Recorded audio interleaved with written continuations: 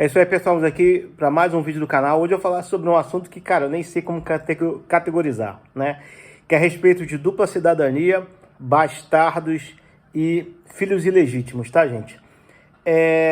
Quando você faz um processo de reconhecimento de cidadania por ascendência, que é quando em Portugal se chama atribuição, ou não sei em outros países, né? Ou seja, você vai provar que você nasceu num certo lugar que é fora da Itália, Portugal, Alemanha, não importa qual país que você esteja solicitando, e que você descende daquela árvore genealógica que em algum momento tem que tocar a terra lá, né? Porque esses lugares que eu falei são de cidadania por sangue, né? Portugal, Itália, entre outros aí. Na verdade, quase todos os europeus, ou todos os europeus, tá? E aí você tem que ter o sangue lá, né? Te ligando aquele ancestral, entendeu? Só que às vezes acontece de ter algumas situações complicadas nas famílias. Então, para evitar problema ou atribuição de cidadania indevida, com o passar do tempo, eu não sei como que era no passado, mas pelo menos uns 10 anos para trás até agora, o que eles pedem? Eles pedem que você solicite uma cópia do livro, ou seja, como foi escrito na época, lá quando você ou seu ancestral, ou todos os seus ancestrais, né, nasceram. E antigamente, hoje em dia, eu não sei se tem isso não. Na minha época, quando eu nasci, acho que ainda tinha. No meu pai, com certeza tinha, mas da minha época eu não me lembro. Que era escrito assim, fulano de tal, filho legítimo de ciclano, tá? E eu não sei se dá problema se não tiver escrito filho legítimo, não sei. Mas, no caso do meu pai, né, que o meu pai não tem direito de cidadania, mas tem que fazer o casamento, né? E aí dizia que ele era filho legítimo do meu avô com a minha avó. Então, show de bola. Mesma coisa, a minha mãe, né, filho do meu avô materno com a minha avó materna, beleza? Tranquilo. E com isso, as cidadanias são atribuídas, os casamentos são atribuídos e tal, de boa, tá? Porém, teve um caso que eu vi aí no Brasil de um casal, né, que eles não eram casados no papel, mas viviam em união estável, e o cara desconfiou que as filhas gêmeas dele, de 9 anos de idade, não fossem dele. Ele fez DNA e de fato comprovou que não era dele, então ele entrou na justiça, tipo, mandou as meninas pararem de chamar ele de pai, entrou na justiça para requerer, tipo, despaternalização, não sei se existe essa palavra, mas basicamente isso.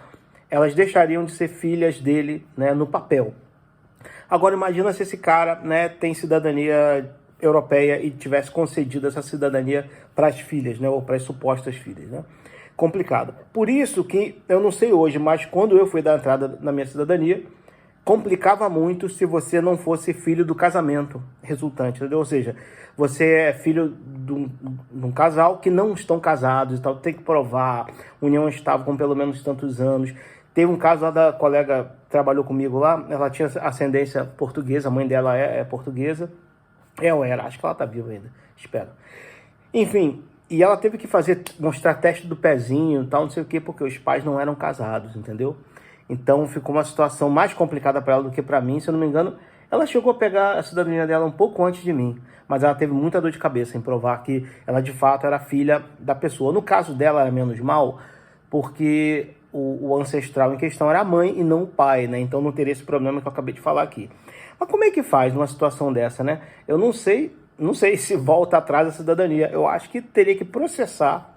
Aí eu não sei se ele vai querer fazer isso, processar no país, ou entrar na justiça no país lá e ver se ganha, cara. Porque, por exemplo, é o caso em Portugal. Se eu me separar da minha mulher hoje aqui, na Holanda, eu tenho que divorciar aqui na Holanda, tem que divorciar em Portugal, não é só comunicar não, tem toda uma treta que o pessoal não sabe. E no Brasil eu não sei se acontece isso, se eu me divorciasse aqui na Holanda. Eu sei que eu vou ter que dar satisfação a 3 países. Portugal, com certeza, não é automático, não é só comunicar divórcio, não. Então, tem que tomar muito cuidado com essa questão de múltiplas cidadanias. Na questão aí que eu estava falando de filho legítimo e tal, tem um ponto também. Talvez você fazendo a sua árvore genealógica, você descobre que seu avô não era exatamente seu avô. Pode acontecer isso. Ou, sei lá, no ancestral anterior, você pode ver que alguém ali, opa, peraí, fulano mudou de nome. Geralmente quando fulano muda de nome é porque o cara era bastardo e ou alguém assumiu, ou o pai lá do bastardo assumiu, né, como é que eu disse? A paternidade, né? Então é bem interessante, cara. Cuidado se você for chafurdar aí na sua árvore genealógica. Talvez ela tenha muito adubo, tu não vai gostar do que você vai ver. Mas é interessante, cara, porque essa questão de dupla cidadania, cara, depois que concedeu, acho que o cara não volta atrás não, cara, não sei. Mas isso, na minha opinião, é um dos motivos que eles buscam saber, né, se de fato a pessoa é ou não filha legítima, for registrado. Porque em alguns casos no passado, gente, o avô registrava, né? Eu sei que nos países muçulmanos é assim, mas não sei no Brasil. Eu acho que isso é coisa mais recente, do avô registrar como é que é o nome? O neto como filho, para poder não ficar, né, a criança bastardo, né? Então, sinceramente, não sei, né? É uma situação complicada essa desse cara. Eu não sei o que eu faria na situação dele. Complicado, mas isso realmente é algo que já era previsto por essas leis aí de cidadania, e por isso que os caras tentam se precaver. Óbvio, se o cara tá num casamento e o filho nasce, porra, e o cara não grita, então é filho legítimo, né? Então tá tranquilo. Agora, fora isso, já dá uma complicação a mais aí. Me diga aí se você teve dificuldade aí buscando seu ancestral ou sua cidadania por causa de um desses aspectos aí que eu falei aí, né, de bastardia e tal, beleza? No mais, é isso aí, gente. Valeu.